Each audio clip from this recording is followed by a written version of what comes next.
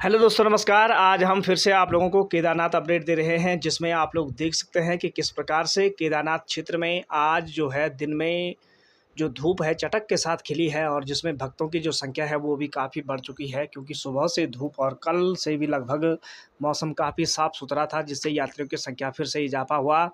आप लोग देख सकते हैं कि मंदिर प्रांगण के चारों ओर जो कांवड़ियों का आजकल आतंक है वो आतंक मचता जा रहा है, और उत्तराखंड सरकार को ये चीज़ें ना दिखाई दे रही है, ना सुनाई दे रही है।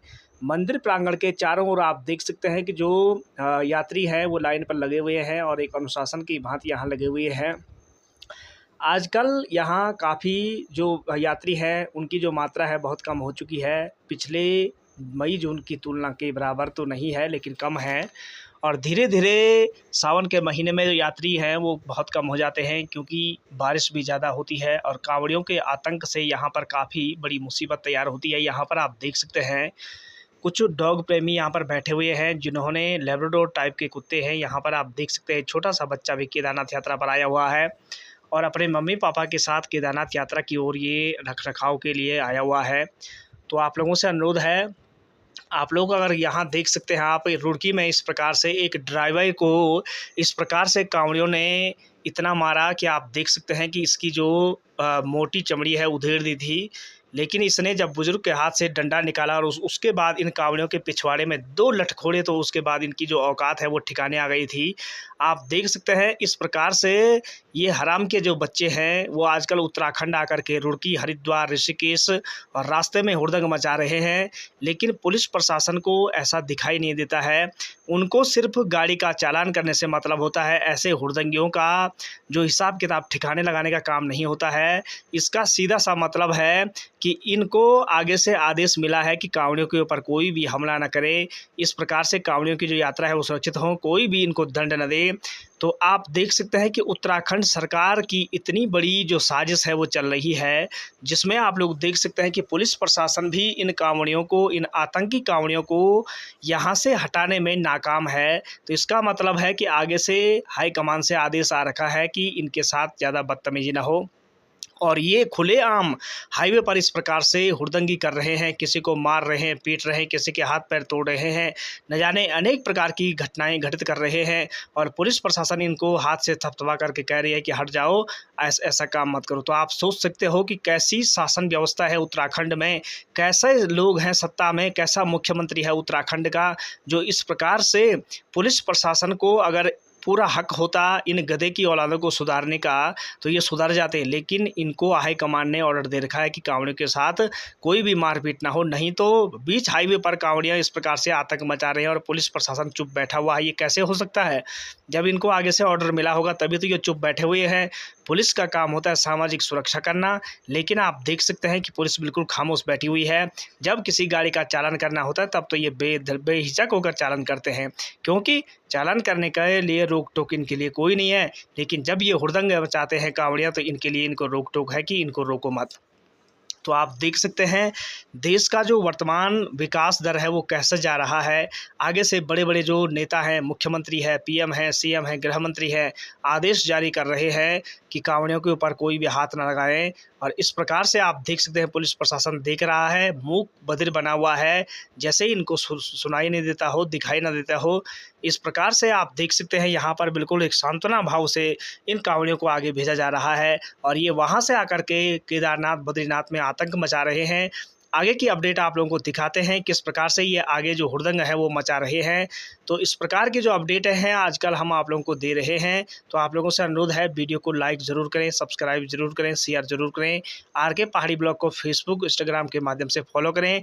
यहाँ की करंट अपडेट आप लोगों को हम देते हैं।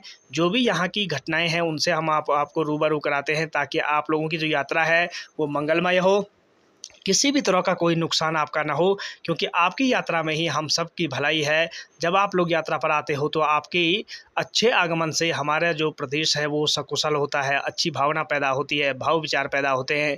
लेकिन जब ये गधे की औलादें आती हैं, कांवड़िए शिव भक्त के नाम पर कलंकित हैं, ये आतंकवादी टाइप के हैं, ये जो यहाँ से उठ कर के पंजाब, हरियाणा, उत्तर प्रदेश से आकर के उत्तराखंड को इस प्रकार से तहस नहस का काम कर रहे हैं।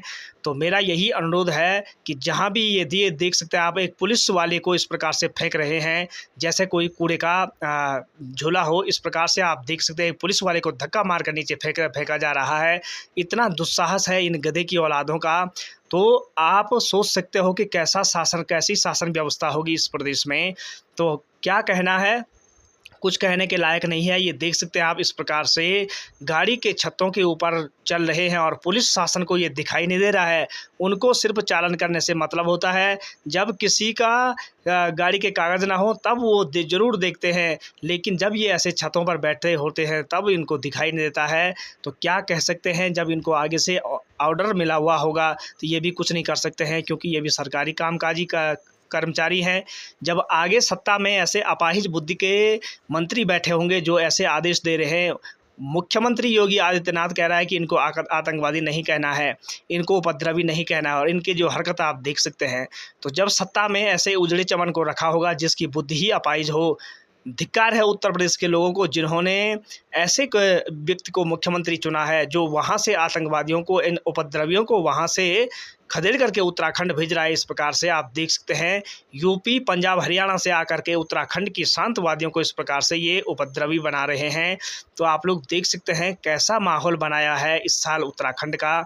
शांतवादियों को किस प्रकार से आतंकवादी अड्डे बना रखे हैं। तो न जाने इस साल ये जो शासन व्यवस्था है जानबूझकर के ये ऐसा किया जा रहा है। और भारत के लोगों से अनुरोध है कि 2027 आने वाला है, 2025 का जो अंतिम सप्ताह है, अंतिम माह है, वो आने वाले हैं। तो आप लोगों से अनुरोध है 2027 में ऐसी अपाहिज बुद्धि की सरकार को सत्ता में ना आने दिया जाए, ताकि अच्छी सरकार सत्ता में आए और ऐसे हराम की औलादों के ऊपर लगाम लगाई जा सके जो इस प्रकार से उपद्रव मचा रहे हैं, प्रदेश का सर्वनाश करने पर तुले हुए हैं। तो आप लोगों को हमने कांवड़ियों की आज की अपडेट दे रहे हैं और आगे भी देते रहेंगे। यहाँ पर आप देख सकते हैं इस प्रकार से गाड़ियों के ऊपर चढ़ करके ऐसे उपद्रव मचा रहे हैं।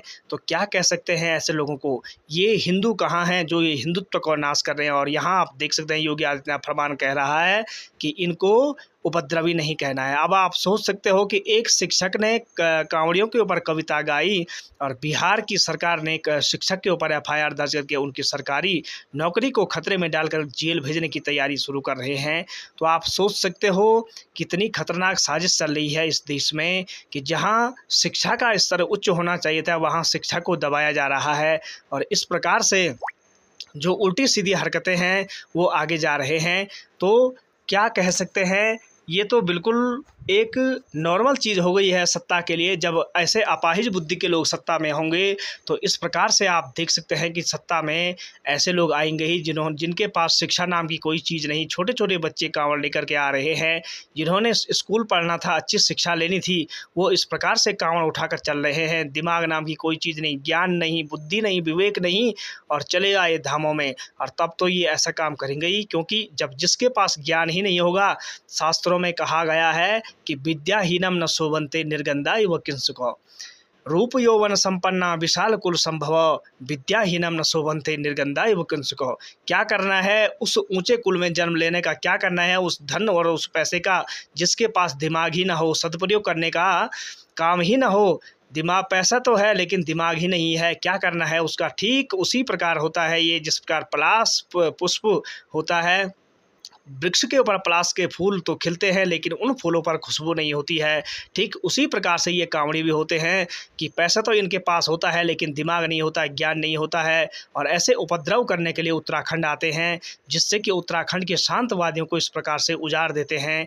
तो आज हम और आगे आप देख सकते हैं कि ये केदारनाथ की शांतवादियाँ हैं। ऐसे शांत पहाड़ों के ऊपर अगर ऐसे कांवड़ी आएंगे तो फिर भगवान शिव का जो उग्र रूप है वो स्वाभाविक है कि इसका जो परिणाम है वो सबको भोगना पड़ेगा। यहाँ पर आप देख सकते हैं ये बाबा भूखंड भैरव की दिव्य स्थली है, जहाँ पर स्थान मात्र के छूने से ही मनुष्य को कई प्रकार की सुख शांति प्राप्त होते हैं। ऐसे पवित्र प्रांगण में अगर ये हराम की औलादें आएंगी, ये नाजायज़ की औलादें आएंगी, तो ऐसे पवित्र धामों को अगर ऐसे ठेस पहुंचेगा तो फिर भगवान शिव क्यों बख्शेंगे। और इसका जो पूरा श्रेय जाता है वो उत्तराखंड सरकार को जाता है, क्योंकि सरकार बेलगाम है, इनको बेलगाम कर रखा है। जिस प्रकार से आतंकवादियों को छोड़ा जाता है उसी प्रकार से इनको छोड़ा गया है, ताकि ये शांतवादियों को भंग कर सके। अगर उत्तराखंड सरकार समय पर जागी नहीं तो ये न जाने क्या क्या करेंगे। और मेरा यही अनुरोध है देश के वरिष्ठ नेताओं से कि इन कांवड़ियों को सिखा करके, शिक्षा दे करके ही भेजें, ऐसे अनपढ़ बना करके ना भेजें। शिक्षा का स्तर यदि गिर जाएगा तो देश का विकास कैसे होगा। 2027 में उत्तराखंड विधानसभा चुनाव आ रहे हैं। आप देख सकते हैं इस प्रकार से जो लैब्राडोर कुत्ते हैं यहाँ घुमाने के लिए ले आ रखे हैं। तो आप लोगों से अनुरोध है, जिस प्रकार से 2027 में विधानसभा चुनाव आ रहे हैं, तो आप लोगों से अनुरोध है अपने भारी से भारी मतों से जो अन्य पार्टी है जैसे कांग्रेस पार्टी है उसको विजयी बनाने की कोशिश करें, ताकि ऐसे उपद्रवी जो सरकारें हैं वो सत्ता में ना आएँ। आप देख सकते हैं ये शाम का नज़ारा है। तो इसी को मद्देनज़र रखते हुए आज का जो ब्लॉग है यहीं ख़त्म होता है। आप लोगों को वीडियो पसंद आई होगी तो लाइक करें, सब्सक्राइब करें, शेयर करें। धन्यवाद।